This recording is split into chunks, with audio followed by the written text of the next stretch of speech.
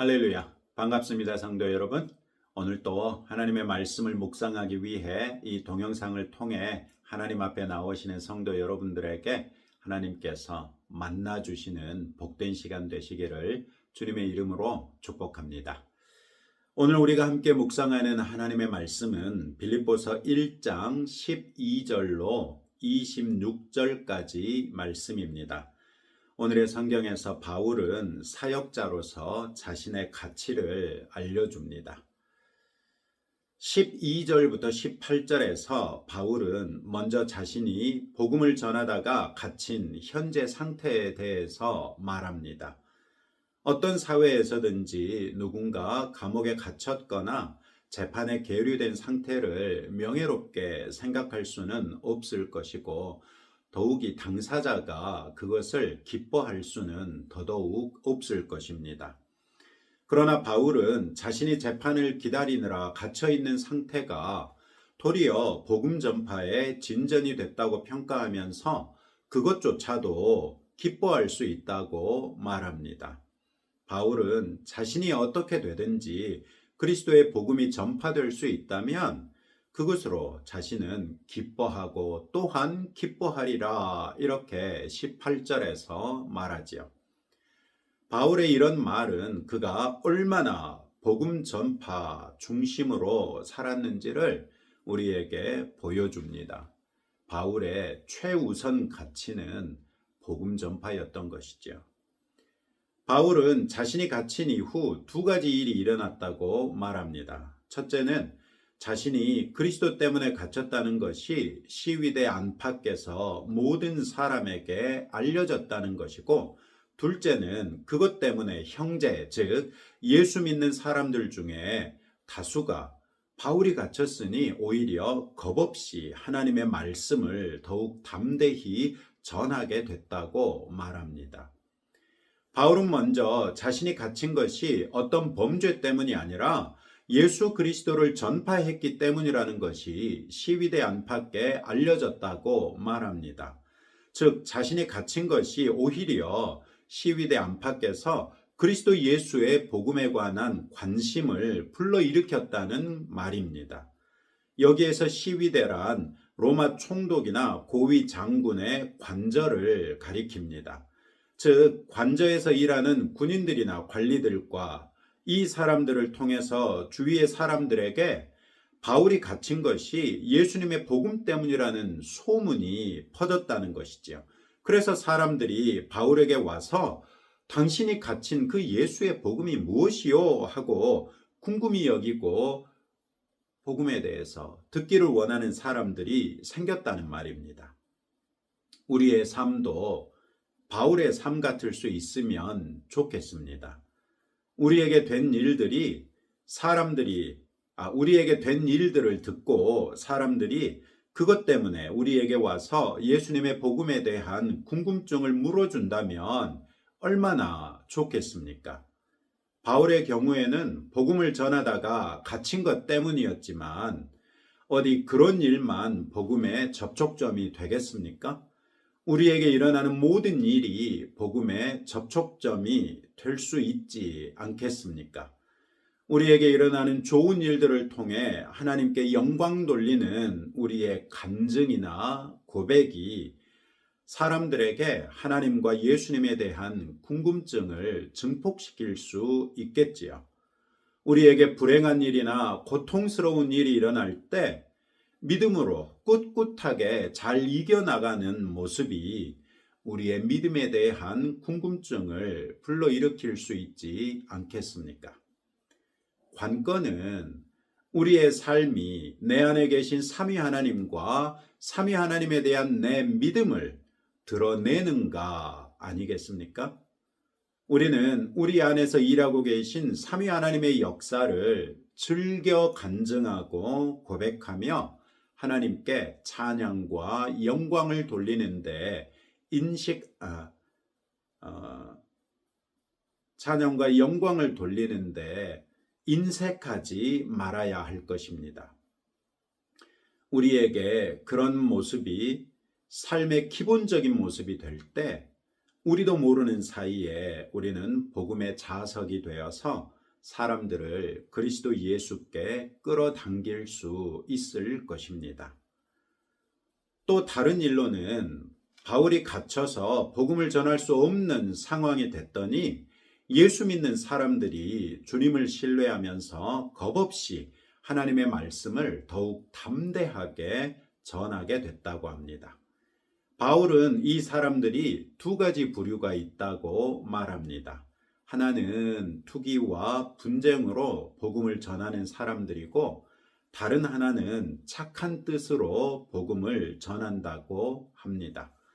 투기와 분쟁으로 복음을 전하는 사람들은 바울이 갇혀 있기 때문에 전도하지 못하게 됐을 때 자기들이 전도하는 모습을 보면 그것 때문에 바울이 괴로워할 것이다, 이런 마음으로 복음을 전하는 사람들이고, 착한 뜻으로 복음을 전하는 사람들은 바울이 복음을 변증하기 위해 세움받은 하나님의 종인데 그가 하지 못하니 우리가 그를 대신하여 하겠다 하는 선한 마음으로 그를 대신하여 복음을 전하는 사람들입니다. 그런데 바울은 사람들이 거칠애로 하나 참으로 하나 무슨 방도로 하든지 전파되는 것은 그리스도니 이로써 나는 기뻐하고 또한 기뻐하리라, 이렇게 말합니다. 바울은 사람들의 의도에 집중하지 아니하고 사람들의 행위에, 즉 열매에 집중했습니다. 어쨌거나 결과적으로 그리스도의 복음이 전파된다면, 그리스도의 복음이 온전하고 진실하게 전파된다면 그것으로 자신은 충분히 기쁘다고 말합니다. 바울의 이런 말은 그의 삶의 중심을 우리에게 보여주고 있죠. 그는 자신을 위해 사는 사람이 아니었습니다. 그는 철저하게 복음을 위하여 사는 사람이었습니다.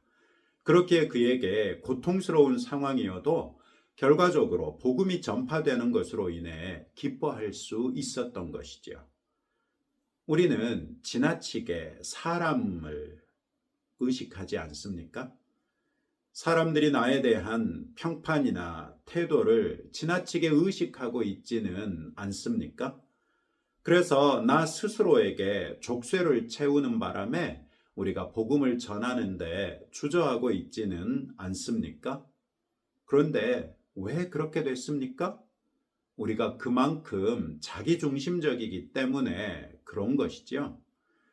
우리가 자기중심적이지 않고 예수님 중심적이라면 예수님의 시선을 의식하지 사람들의 시선을 의식하지 않을 것입니다. 우리는 얼마나 예수님을 무시하면서 살고 있지 않습니까? 그리고 그 이유는 다른 사람들을 의식하기 때문 아닙니까? 그런 우리에게 예수님은 묵직하게 경고하신 바 있습니다.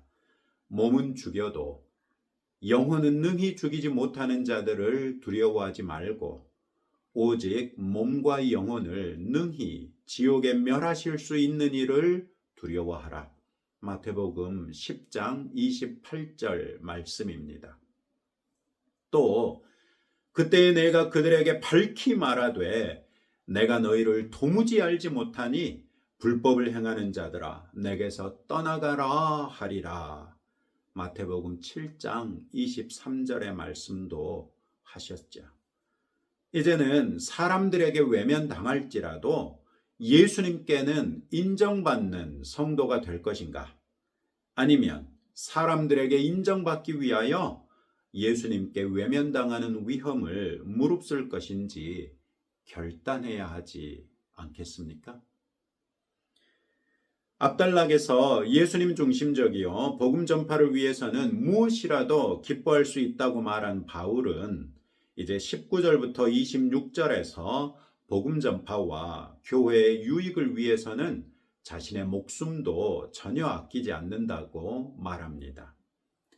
바울은 아무 일에든지 부끄러워하지 아니하고 지금도 전과 같이 온전히 담대하여 살든지 죽든지 내 몸에서 그리스도가 존귀하게 되게 하는 것, 바로 이것이 자신이 간절히 기대하고 소망하는 것이라고 말하면서 내게 사는 것이 그리스도니 죽는 것도 유익함이라고까지 말합니다.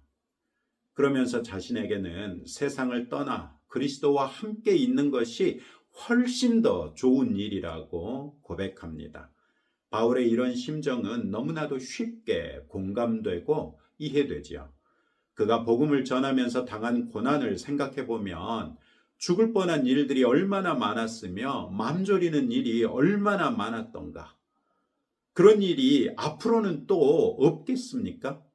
이런 일들을 생각하면 죽는 것이, 그래서 주님과 함께 영원한 낙원에 있는 것이 바울에게는 훨씬 더 원하는 바 아니겠습니까? 우리는 간혹 어린아이들이 대뜸 일찍 죽고 싶다고 해서 당황한 그런 경험이 있지 않습니까?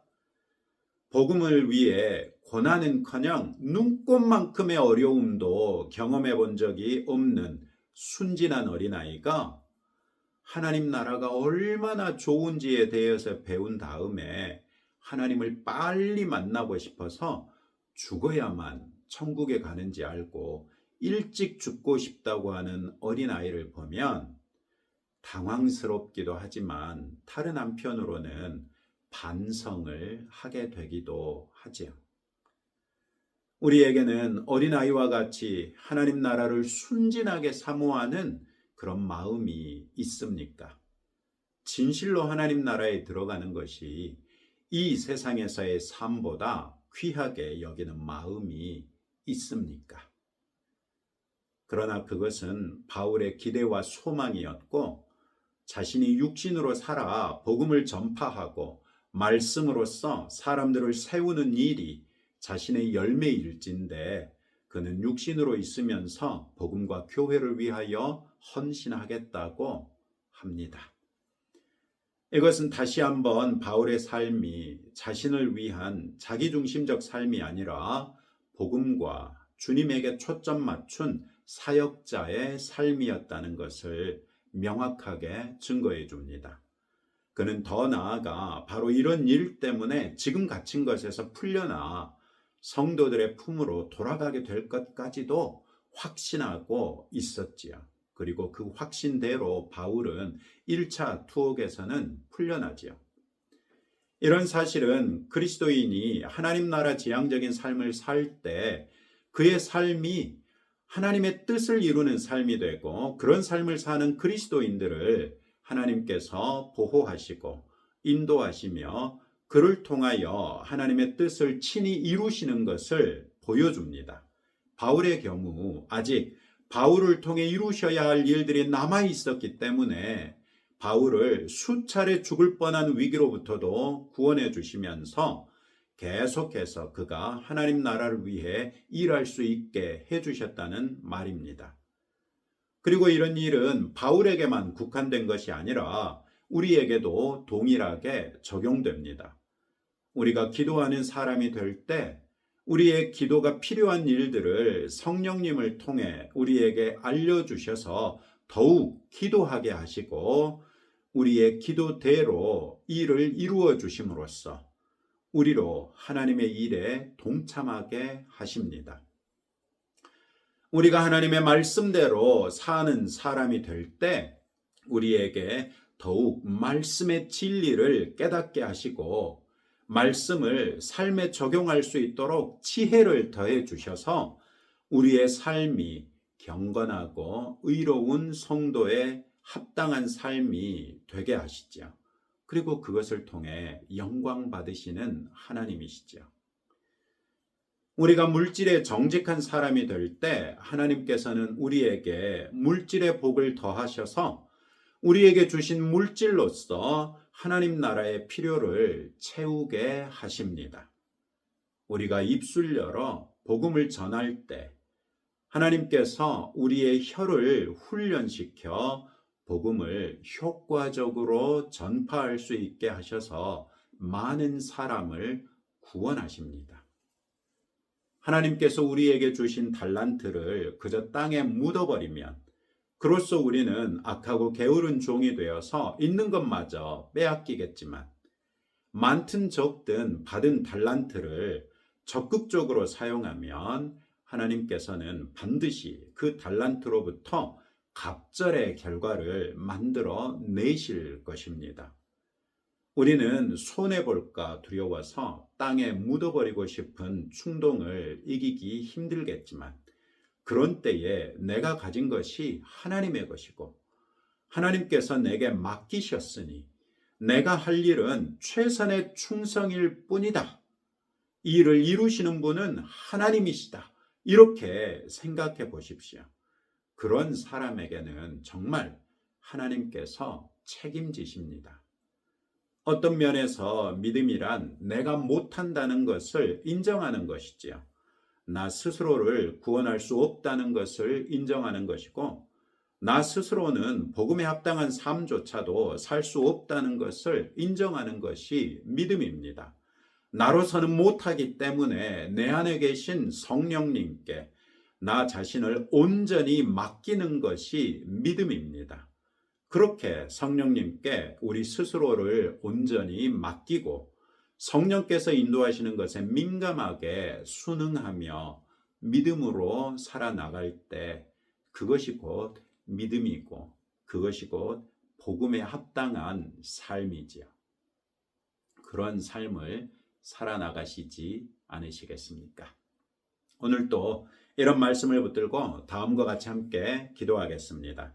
나 중심으로 사는 것이 아니라 예수님 중심으로 살아서 사람들을 의식하지 아니하고 주님을 의식하며 사는 성도 되도록 나의 무능을 인정하며 성령 하나님께 나 자신을 온전히 맡기고 성령의 인도하심을 따라 사명지향적인 삶을 살도록 기도하시고 우리 나라를 위해서 기도하겠습니다.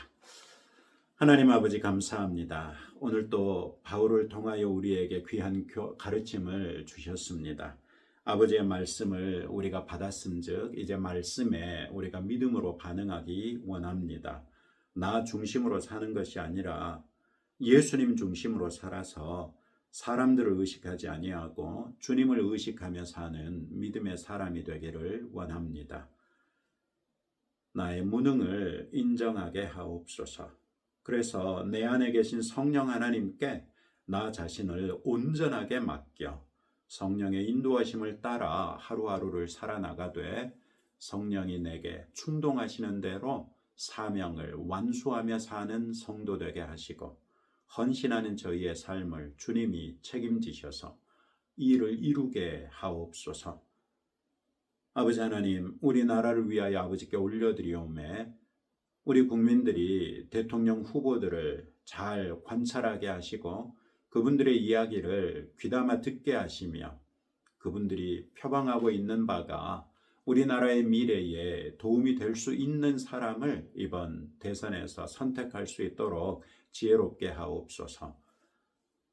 하나님을 두려이 여기는 자가 대통령이 되게 하시고 국민을 사랑하는 자가 대통령이 되게 하시며 나라를 위하여 최선을 다하여 일할 수 있는 사람이 대통령이 되게 하옵소서. 그저 당리당략이나 자신들의 사리사욕이나 자신들의 명예를 위하여 대통령이 되고자 하는지 우리가 분별하게 하셔서 이번에 세워지는 대통령으로 인해 우리 대한민국이 다시 한번 바른 궤도로 올라오고 세계적으로 든든하게 서가는 나라가 될 수 있도록 은혜를 더하여 주옵소서. 예수님 이름으로 기도합니다. 아멘. 이제 또 여러분들의 기도 제목 가지고 하나님 앞에 나가실 때 하나님께서 여러분들의 기도를 들으시고 응답해 주실 것입니다.